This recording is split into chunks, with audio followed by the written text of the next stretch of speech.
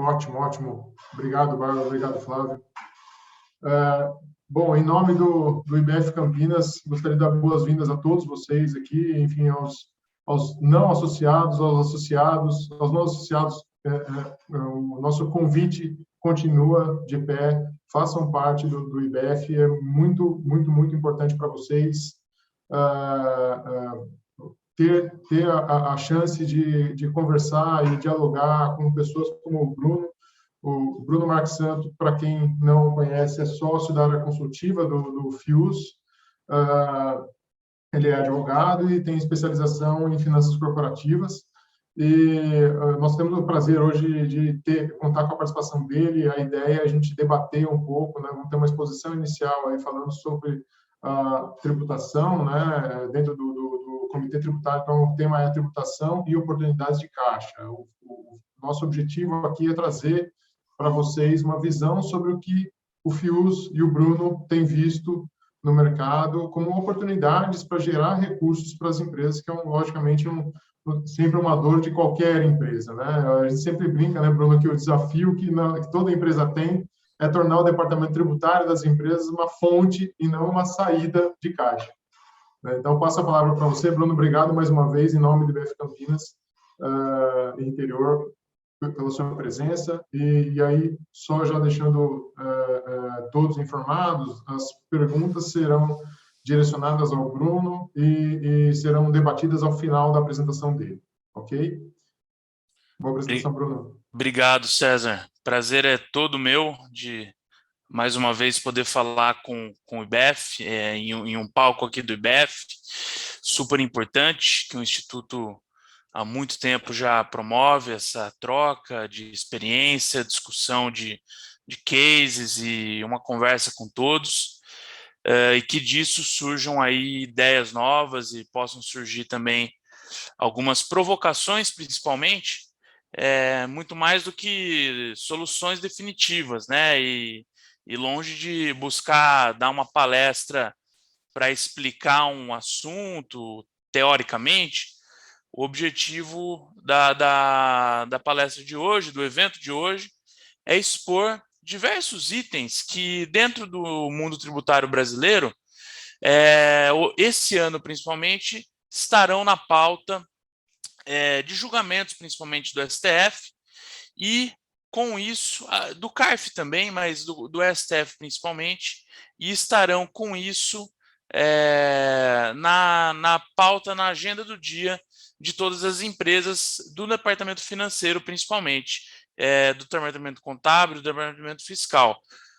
Porque o tributo brasileiro, o sistema tributário brasileiro é todo construído de uma forma, infelizmente ainda, a gerar muita litigiosidade. Por isso que é interessante acompanhar, num assunto mais macro da tributação, o assunto das reformas tributárias, que algumas, né, têm como objetivo reduzir essa litigiosidade que vem da complexidade da legislação brasileira, da própria forma como os tributos são apurados, né? O contribuinte tem que fazer o cálculo, manter documentação, informar o fisco e depois ainda fica sujeito à fiscalização, e a lei dá diversas margens para interpretação, de forma que muitas vezes é difícil explicar isso, por exemplo, para um investidor estrangeiro, mas de forma que muitas vezes a empresa brasileira precisa ativamente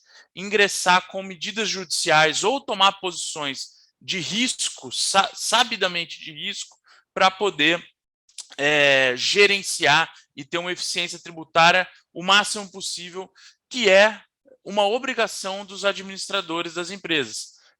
Ser eficiente na área tributária é uma obrigação, e tem que conjugar isso com o compliance, com a segurança e com estratégia para que o máximo de eficiência seja trazida de uma forma mais perene, e não só um resultado em um momento rápido que depois se transforma, por exemplo, em uma autuação ou algo do gênero.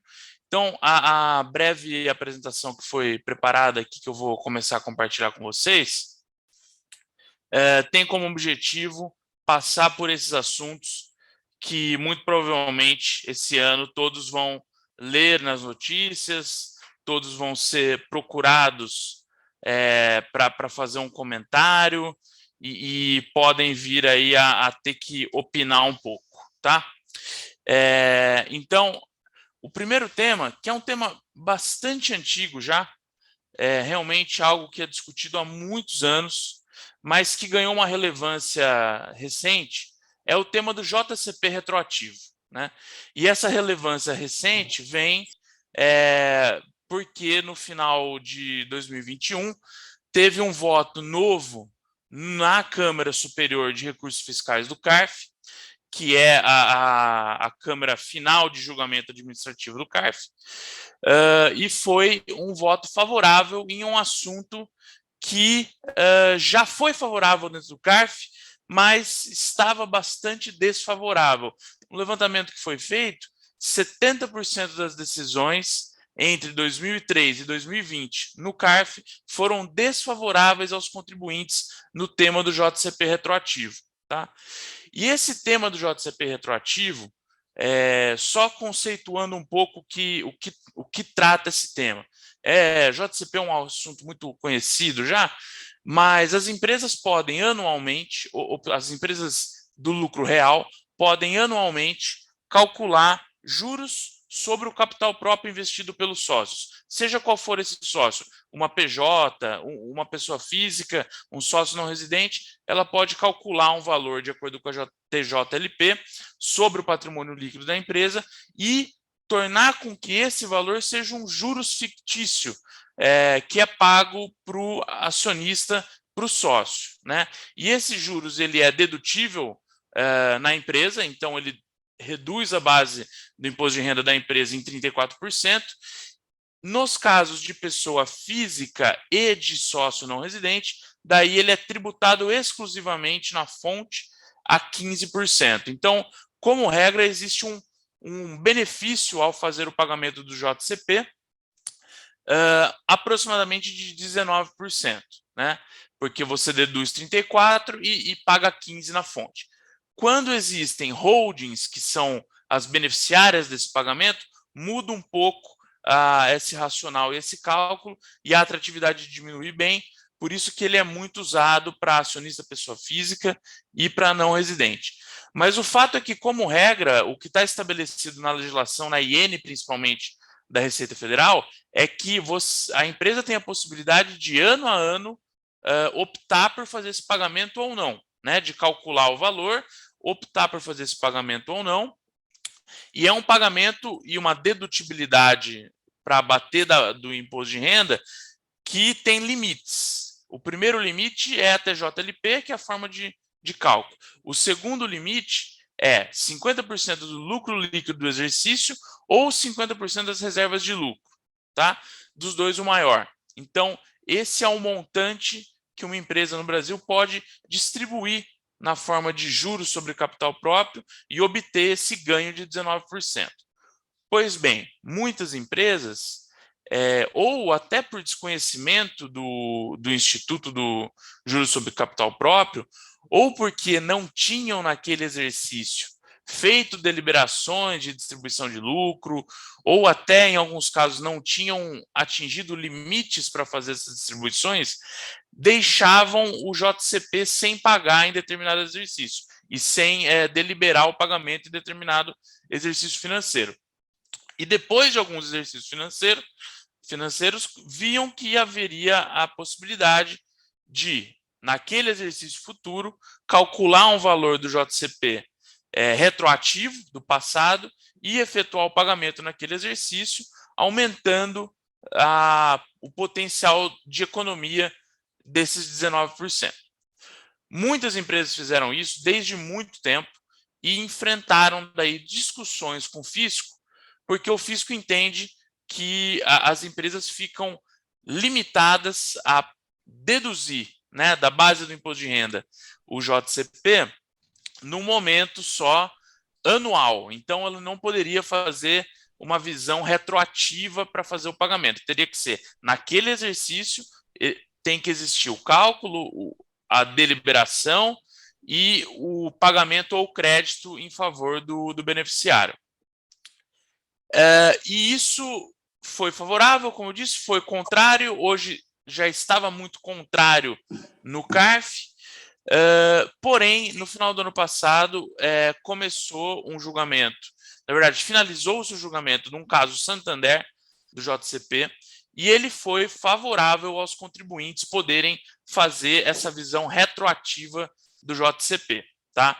Então, ele foi pró-contribuinte, porém, e isso que fez com que o assunto voltasse à tona. Então, quem pesquisa um pouco ali sobre os tópicos relevantes para o ano de 2022 no Google mesmo, vai encontrar lá, o JCP retroativo é um dos que os contribuintes têm que se atentar, porque é uma janela de oportunidade justamente para gerar caixa.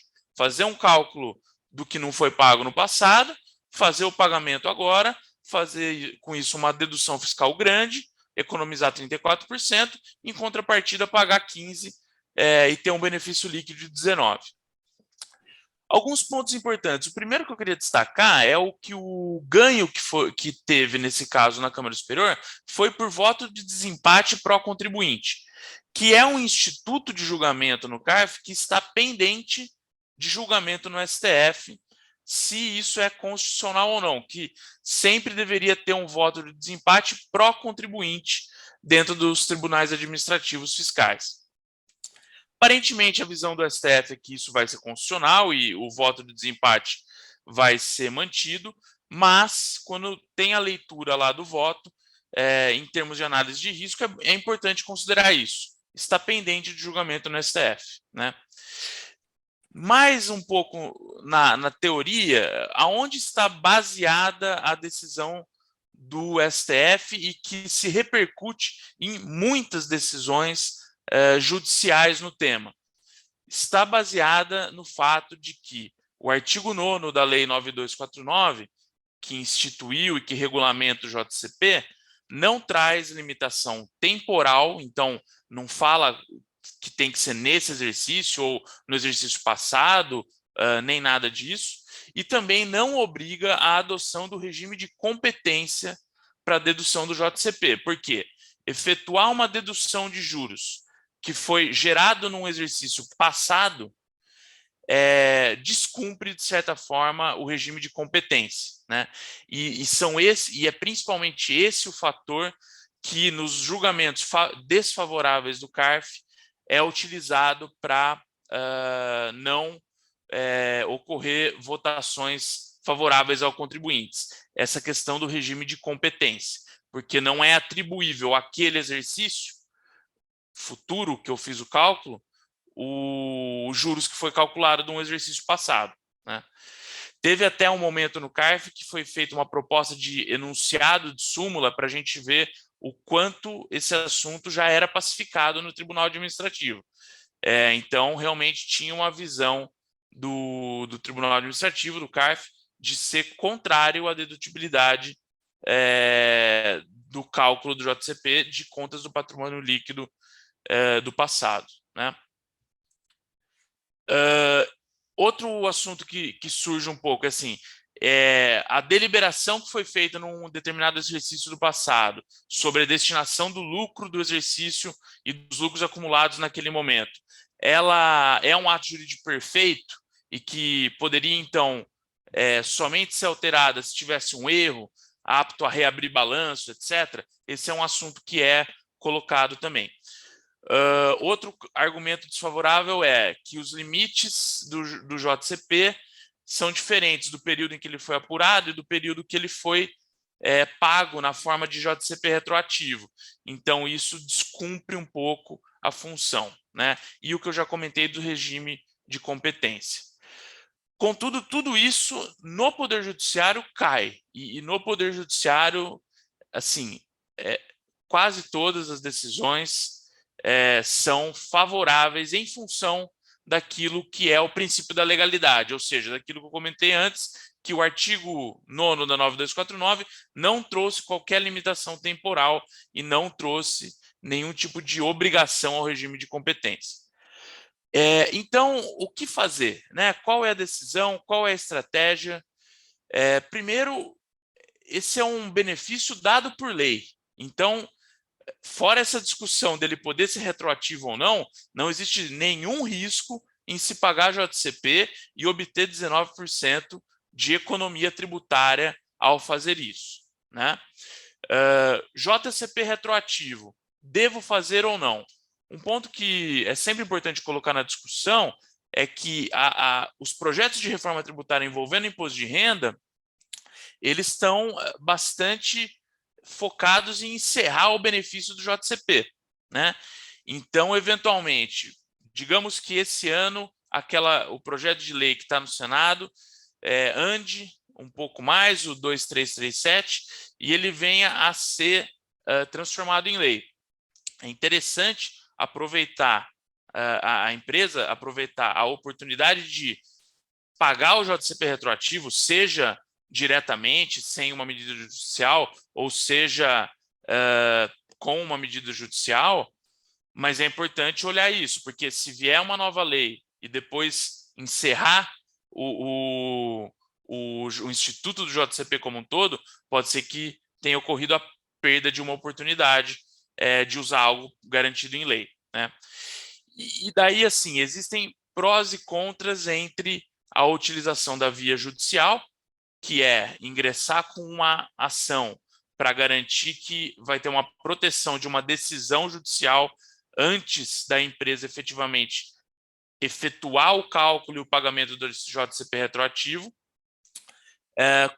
ou optar por fazer diretamente na apuração o pagamento e depois, sabendo que a Receita Federal não concorda com essa estratégia, se defender dentro da via administrativa.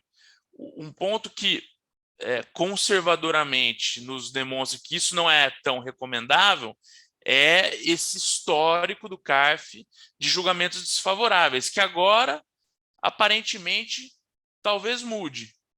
Porém, não sei se seria prematuro de eleger diretamente a via administrativa.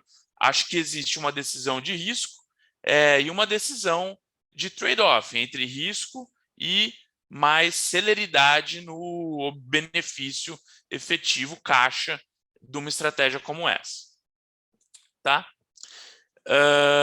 Agora, eu não estou conseguindo ver aqui as perguntas, mas os nossos amigos aí do IBEF que estejam na moderação, se tiverem alguma coisa, podem me interromper. Se não, eu já vou passar para um outro assunto, que é um assunto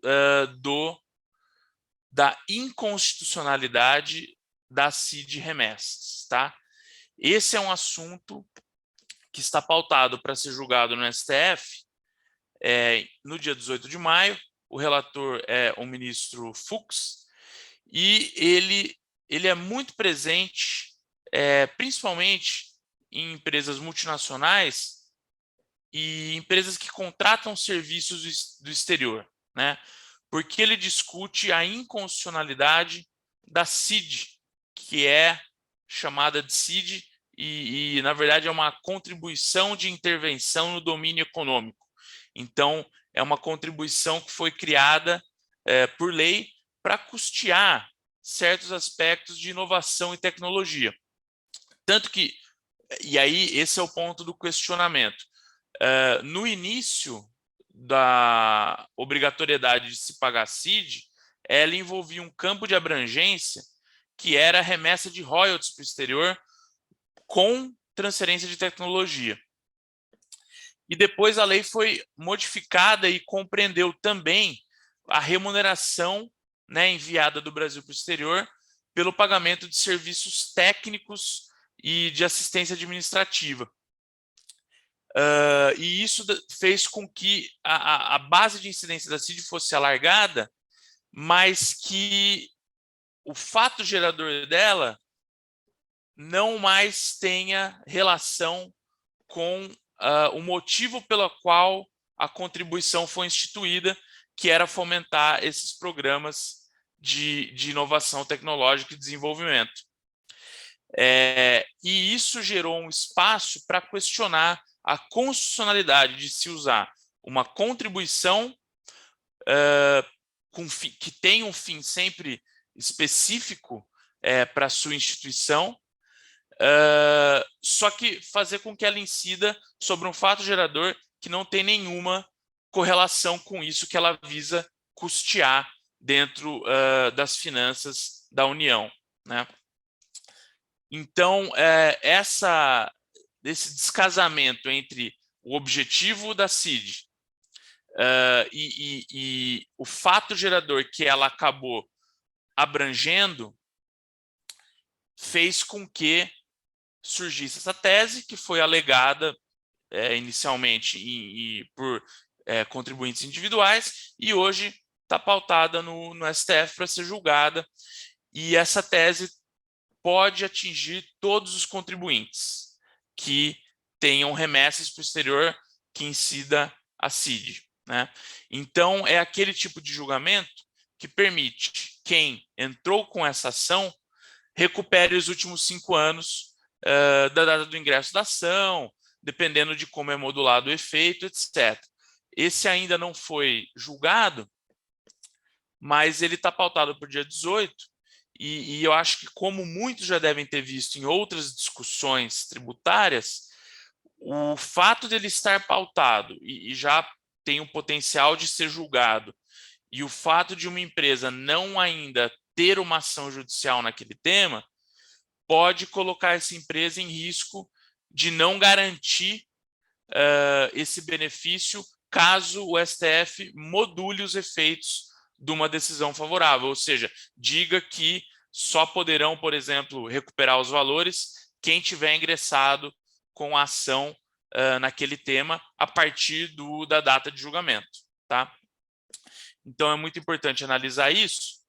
E daí, o caso, inclusive, que está em análise, é um caso muito corriqueiro para as empresas com controle no exterior, que é um contrato de cost sharing, né? Então, é um caso de uma montadora que tem contrato de cost sharing envolvendo tecnologia, desenvolvimento de produtos, e que faz a remessa do Brasil para fora e se viu obrigada a recolher as CID remessas, e daí identificou essa inconstitucionalidade ou essa potencial inconstitucionalidade na norma.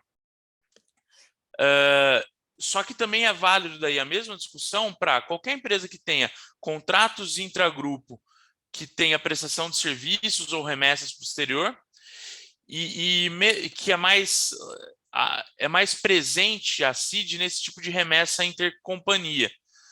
Porém, qualquer empresa no Brasil que contrate um fornecedor externo para prestação de serviço, o que é muito comum ali com programas, né, softwares, aplicativos, sistemas em geral, mesmo que a empresa não tenha controle exterior, é interessante analisar, porque esses próprios contratos vão poder ser objeto de uma revisão em termos do custo que existe hoje para remessa desse valor para fora, né?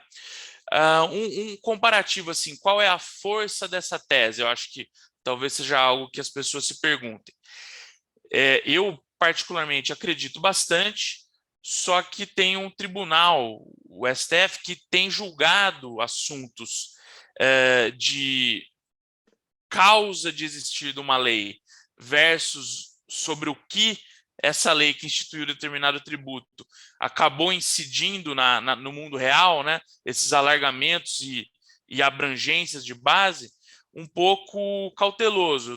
Teve um caso de FGTS na dispensa sem justa causa, que era uma tese parecida com essa, tinha mais ou menos a mesma fundamentação em termos de o objetivo não ter sido, o objetivo da instituição desse tributo não ter sido exatamente o que ele estava atingindo, perdeu, foi uma causa que não foi favorável no STF. Então, acho que cabe sempre aí uma atitude proativa de garantir a discussão, que é algo sempre importante no Brasil, ao mesmo tempo, na hora de fazer avaliação de risco e de chances de êxito, tem em mente que existem algumas situações análogas que foram julgadas de forma desfavorável. Aqui eu vou passar rapidamente só para um assunto bem importante, na verdade, mas que não demanda tanta discussão. É um outro assunto que está na pauta do STF, que é um assunto sobre o Reintegra e quais são as anterioridades que todo mundo mergulhou no estudo de anterioridade esse ano por causa do começo do ano envolvendo lá o ICMS, mas que qual é a anterioridade que deveria valer para as reduções dos percentuais de reintegra, né? Que é aquele percentual que as empresas exportadoras podem retomar de crédito e que ajudaram muito os exportadores aí em alguns anos.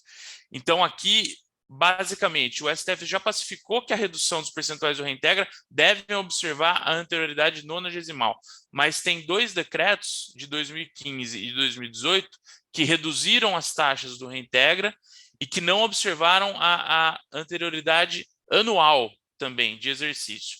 E é isso que está para ser julgado, pelo menos está no pautado para o dia 8/4, que é sexta-feira, para ser julgado no STF também. Então, para quem tem exportação e usou ali alguns anos esse modelo do Reintegra, pode ficar de olho. Interessante também ver se já tem ação no tema, se não tem ação no tema, pelos mesmos motivos que acabamos de falar. Aqui um assunto super relevante, que talvez hoje seja um dos maiores agressores da indústria nacional e principalmente em São Paulo, que é o acúmulo de crédito de ICMS, né? Então, todas as empresas que têm operações que acumulam crédito de ICMS, não só por aumentar estoque ou por ter comprado muita matéria-prima, mas que tem um diferencial de alíquota, então importem pagando 18, mas dão saídas interestaduais a 4, ou tem algum benefício de redução na hora de sair. Enfim, qualquer um que tenha acúmulo de crédito de ICMS e conheça ali o sistema do ECREDAC sabe muito bem que isso é um dos principais fatores hoje de preocupação em como monetizar, em como tornar líquido esses créditos que vão se acumulando no balanço e que muitas vezes não tem muita saída para ele, né? E tem o programa Proativo do governo de São Paulo, que teve já uma primeira rodada no começo do ano, em fevereiro, e agora foi reaberto o prazo até, inclusive, o final dessa semana, para quem tem crédito já disponível no ECREDAC. A gente sabe que nem todos já têm esse crédito disponível, porque o ECREDAC pode ser um pouco complicado no modelo simplificado ou muito complicado no modelo de custeio, mas muitos já têm ali o crédito disponível no ECREDAC. E esse crédito que estiver disponível no ECREDAC, ele vai ser, bem grosso modo, proporcionalizado numa média ponderada com base no que a empresa tenha investido em ativo mobilizado nos últimos 48 meses. Então, se eu tenho 1 milhão, eventualmente, de CREDAC, nos últimos 48 meses, comprei bastante, investi bastante em ativo mobilizado de empresas de São Paulo, principalmente, eu adquiri esses ativos. Eu vou ter um percentual de liberação daquele meu 1 milhão. E tendo esse percentual de liberação dentro do proativo, vai ser possível fazer a transferência desse percentual para empresas não interdependentes e fazer com que haja daí um procedimento mais célere e tenha maior liquidez para quem não consegue, por exemplo, pagar fornecedor com crédito. Porque a transferência para a empresa não interdependente, leia-se, é a venda desse crédito no mercado, né? Então, a gente espera com que isso assim ocorra, gerar liquidez e também diminua um pouco os deságios que existem nesse mercado de crédito, né? Porque hoje é bastante elevado, então é interessante analisar que talvez isso mude um pouco ali a percepção dos negociadores de crédito. E daí, isso daí vai começar a ser liberado um pouco mais no final do ano, em outubro, né? E daí até novembro os contribuintes vão ter como efetivamente transferir. Mas é algo bem interessante Tudo bem, existem limitações, porque você tem que ter investido em ativo mobilizado em São Paulo nos últimos 48 meses para poder ganhar mais liberação de valores, né? E a outra é que o seu crédito tem que estar disponível no Ecredac. A recomendação aqui, eu acho que para quem tem o crédito no Ecredac, já passou a maior parte do problema, né? Mas para quem ainda não tem, esse programa tende a ser reaberto, né? E acontecer mais vezes durante o ano. Então, em fevereiro, teve vários clientes que não tinham lá o crédito disponível no Ecredac. Eu acho que é interessante daí fazer um trabalho para isso. É lógico que demora, mas vamos dizer que esse programa perdure até mais do que um ano, né? Daí já existe a possibilidade, talvez, de começar a usar. Então, acho que é algo legal para se estar atento, porque a gente sabe que o acúmulo de crédito CMS é um assunto importante para as empresas, tá? Eu vou entrar num assunto também agora que é bem batido já. Eu não sei, eu só não estou conseguindo ver, eu não sei se o César ou alguém tem algum comentário ou quer falar alguma coisa. Enquanto não, Bruno, pode seguir. Excelente. Então a gente depois também vai abrir para perguntas, né? E acho que tende daí a gerar um debate também, mas vou falar um pouco agora sobre a questão das subvenções para investimento. Então, as subvenções para investimento, também algo já bastante discutido pela maioria das empresas, basicamente aquela situação em que a empresa tem algum benefício de CMS e notoriamente os benefícios de crédito presumido, e pode daí, depois que a Lei Complementar 160 mudou a redação do artigo 30 da Lei 12973, podem deduzir o valor desses benefícios de ICMS da base do imposto de renda. E geralmente são valores muito altos e que reduzem bastante a carga tributária efetiva da empresa, porque geram exclusões relevantes na apuração do imposto de renda. Tá?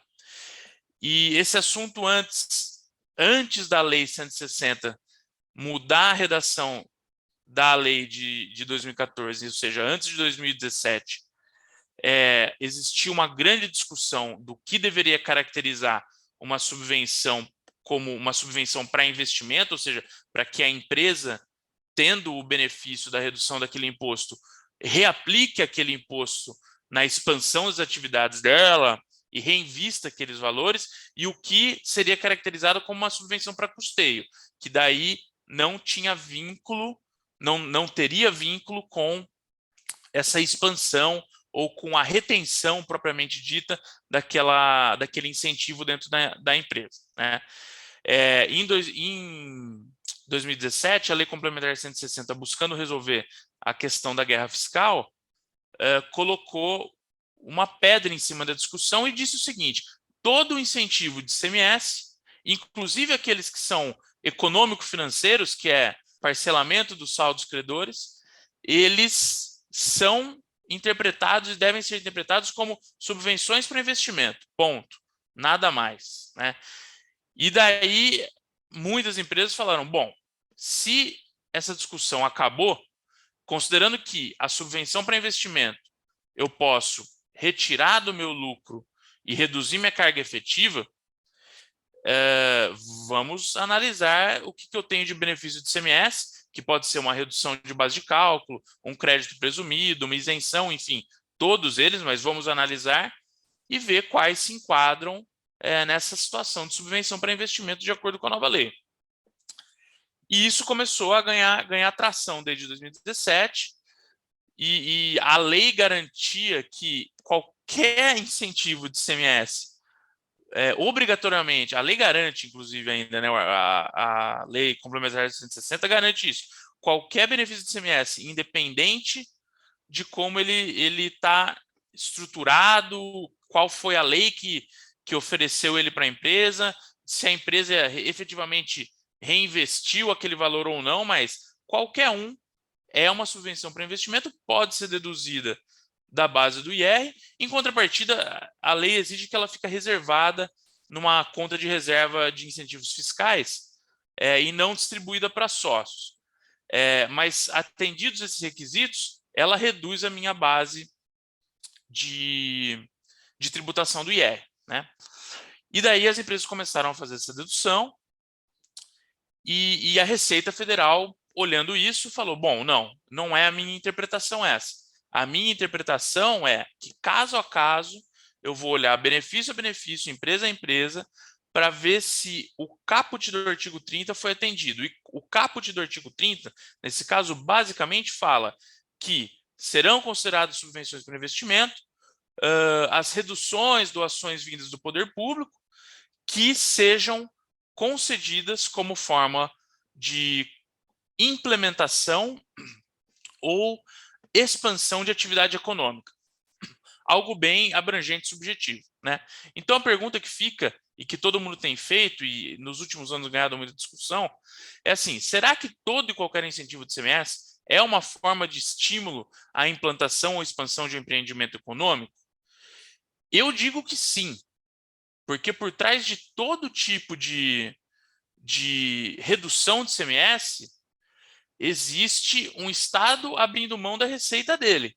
E ele só faz isso para que determinada empresa invista naquele Estado de alguma forma. Ou, em outras situações, quando os incentivos são mais generalizados e mais para o produto ou para setores, da mesma forma. Todos no CONFAS decidem que num convênio o ramo de X vai ter a possibilidade de ter uma redução de base de cálculo. Ora, isso nada mais é do que dizer que existe um estímulo para que todo esse setor expanda ou implemente um empreendimento econômico, ou seja, um estímulo àquele setor econômico, né? Então, é essa a grande pergunta que tem sido feita, né? Se todo e qualquer incentivo de ICMS deveria ser caracterizado como uma fórmula de estímulo à implantação ou expansão do empreendimento econômico e logo cumprir o caput do artigo 30 e logo ser possível deduzir o imposto de renda, ou se existem alguns que não, né? Dentro, um aspecto histórico que eu acho interessante colocar aqui, isso daqui às vezes fica esquecido, mas é super... Não que seja super relevante para a discussão, mas eu acho que é bem interessante lembrar disso.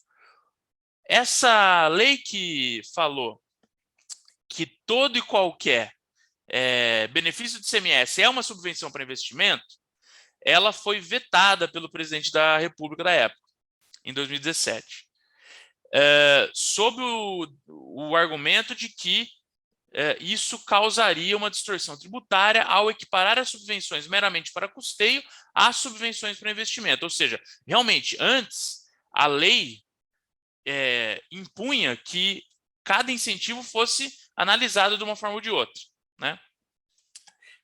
E daí ela falou, não, incentivo de ICMS é sempre subvenção para investimento, você sempre vai poder deduzir do IR, aloca na reserva de capital, mas não paga imposto de renda, né? Desfigurando o seu intento inicial de elevar o investimento econômico, além de representar significativo impacto na arrecadação tributária federal. Ou seja, o presidente da República, vendo essa lei que dava essa equiparação, falou, olha, não concordo, consultei ali o meu ministro da Fazenda, né, consultei o Ministério da Fazenda e não concordo com isso, porque vai diminuir a arrecadação tributária e desfigura o intento inicial da subvenção para investimento. O Congresso derrubou isso, tanto que se transformou em lei. Portanto, assim, eu me pergunto por que a Fazenda no passado, quando foi consultada e tecnicamente respondeu a razão de veto, falando que de fato ia causar a arrecadação tributária cair e de fato ia equiparar a subvenção de custeio para investimento, concordou que o efeito da lei que estava sendo alterada era esse, mas agora faz uma análise caso a caso. Então, é um impacto, a gente sabe que é um impacto muito relevante e assim, tem diversos panoramas, né? Tem o crédito presumido, tem o diferimento, tem a isenção, tem a redução de base de cálculo e cada um tem uma discussão diferente, mas me parece que a lei deu isso uma carta branca mesmo e é isso que deveria ser mantido. Os nossos tribunais administrativos têm se manifestado majoritariamente favorável no CARF, tá? Principalmente em relação a crédito presumido. Mas, por exemplo, no CARF tem jurisprudência até de mútuo, de pagamento financeiro de ICMS com benefício. Alguns dos julgamentos entram mais no detalhe ainda do mérito do artigo 30, ou seja, querem identificar como a empresa investiu aquele valor, no que foi adquirido, se de fato ficou ali alocado dentro da empresa ou não, né? Mas tem sido favorável. E o judiciário, o STF, está assim, solidificado o entendimento do crédito presumido, e agora, recente, teve um julgamento também favorável, mas não é algo tão sólido ainda, sobre também aplicar isso para o pagamento diferido do ICMS, tá? Então, acho que é algo que todos já devem ter visto, mas é super interessante reavaliar o tema, porque pode ter ficado algum tipo de incentivo do passado que não foi tão bem, né, caracterizado em termos de risco, e agora a gente pode ter uma visão diferente. Então, algo bem relevante disso aqui, assim, eu já vi situações que isso faz com que, dependendo do que a empresa adotar de estratégia, faz a alíquota efetiva cair no mínimo pela metade, ou na projeção ficar assim, anos sem pagar imposto, tá? Se isso for estruturado de uma forma segura, é algo muito relevante.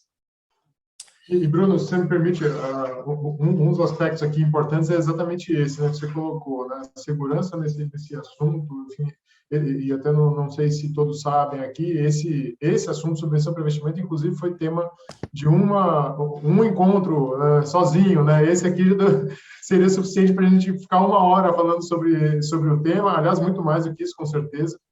A gente tem diversos posicionamentos diferentes aí, é claro, a Receita continua no padrão dela aí, né, negando ou não querendo reconhecer isso, mas também a gente sabe muito bem como é a visão da Receita Federal em relação a esse assunto, né? Lógico, ela tem uma preocupação grande com o tema arrecadação, então, é lógico, vai ser muito difícil ela caminhar para admitir que, dado o que você bem colocou sobre o veto no passado, então, como passou, admito que pode ser feita a exclusão. Eu acho muito difícil isso acontecer, a gente tem diversos casos de soluções de consulta aí, em sentido desfavorável, mas eu também não esperava muito diferente disso, né? É isso. É exatamente isso, César. E assim, a visão é sempre tentar achar o equilíbrio entre garantir que todas as oportunidades que existem legalmente para a empresa estejam adequadamente endereçadas, mas fazer isso com o máximo de segurança para não daqui a pouco ser surpreendido com alguma mudança de entendimento até, a gente não sabe, né? O STJ hoje no crédito presumido eu acho quase impossível mudar, mas enfim. No Brasil, o passado é incerto, né? Essa brincadeira que a gente faz. Então, eu acho que é bem isso. É isso aí, é isso aí. O futuro, então, nem se fale. Bruno, eu não sei como é que você... Só tem mais um tema bem rápido aqui, mas esse é só para o pessoal ficar atento, assim, quem tem investidas no exterior, é esse o final da oportunidade de calcular um crédito de 9% em cima do lucro do exterior, que é tributado aqui no Brasil, em algumas atividades aqui, fabricação de bebidas, indústria de transformação, que é bem abrangente. Então, para quem tem empresas que são investidas no exterior e controla aqui no Brasil, esse é o último exercício para tentar capturar isso. Era isso, sei que me alonguei muito aí, mas vamos lá. Imagina, muito pelo contrário. Aliás, temas riquíssimos aí, dão com certeza muito tempo para debate e para conversas, para exposição, enfim. Nós tivemos alguns comentários aqui, logicamente, muito pertinentes, né? O Alexandre comentando aqui sobre a questão da subvenção está bem suportada na contabilidade, perfeito, concordo integralmente com o seu comentário, Alexandre, é isso mesmo, tem que ter o ideal, na verdade, é ter o rastro contábil, a gente sabe que nem sempre isso acontece, né, Bruno? Ou seja, no fim das contas, você fala assim, eu tenho um diferimento de ICMS, ou uma redução de base de cálculo de ICMS, você não tem esse rastro claramente registrado na contabilidade, e aí isso traz à tona mais um debate para a mesa, né, para discussão. E um outro comentário aqui do Alberto feito sobre a questão de JCP para usufrutuário de cota de capital, lógico, também, perfeito, Alberto, perfeito seu comentário, faz todo sentido também. Bruno, uma coisa que eu queria, estava pensando aqui, né, durante sua exposição, e brilhante exposição, parabéns por ela, aliás, eu queria aproveitar e pedir, perguntar, na verdade, colocar uma pergunta aqui para você, e eu não sei se o Rogério hoje está por aí, se tiver, também pediria. Opa, estou aqui sim, tudo bem aí? Tudo bem, Rogério, você? Tudo bem, graças a Deus. Ótimo. Eu pediria, na verdade, a pergunta que eu tenho para vocês é a seguinte: o que vocês têm visto de tudo que você colocou, Bruno, aí talvez tentando colocar um pouco mais foco aqui no que não demandaria uma ação judicial diretamente, né? Ou seja, que as empresas poderiam até tentar aplicar, e não que não tenham risco de questionamento, mas que pudessem aplicar, vou falar de uma forma rápida, talvez com algum risco, mas, enfim, por exemplo, falando de JCP retroativo, qual a visão de vocês em relação a isso? As empresas têm, de fato, aplicado? Eu vi alguns casos, sim, inclusive decisões judiciais, mas não é um tema, eu falo assim, super aplicado pelas empresas, pelo menos até onde eu tenho conhecimento. Eu não sei se vocês têm uma visão diferente. Bom, vou dar meu comentário rápido aqui para também a gente conversar mais, mas JCP retroativo teve um momento, assim, em 2000 e, vamos dizer assim, 2014, eu acho, que o pessoal ia na linha administrativa, né? Porque tinha um pouco mais de bola dividida dentro do CARF, né? Agora, depois disso, começou a ter uma mudança de jurisprudência, que daí, assim, eu não tenho mais visto, realmente, assim, não me lembro do último que optou pela via administrativa. Eu acho que esse é o grande, talvez, assim, ficar de olho nesse julgamento novo, se isso vai se repetir na Câmara Superior. Só compartilhando um pouco da experiência, eu tive um caso só de uma empresa que eu trabalhei que eles estão discutindo justamente o JCP retroativo. No momento ainda era via administrativa, eu entendo que as empresas ainda vão optar pela via administrativa, até para não antecipar nenhuma discussão judicial, né? Tendo em vista aí que há vários precedentes bons aí no CARF, então entendo que esse seria um dos casos aí que não necessariamente precisaria de um approach tão arrojado, né? Poderia ser capturado aí via administrativamente, logicamente, vendo a posição da Receita Federal que é contrária, já colocar no mapa de risco aí que isso vai virar provavelmente viraria, né, uma auto de infração, mas que com grandes chances de êxito, né, na via administrativa. E uma grande oportunidade mesmo de capturar, né, que hoje é um benefício tão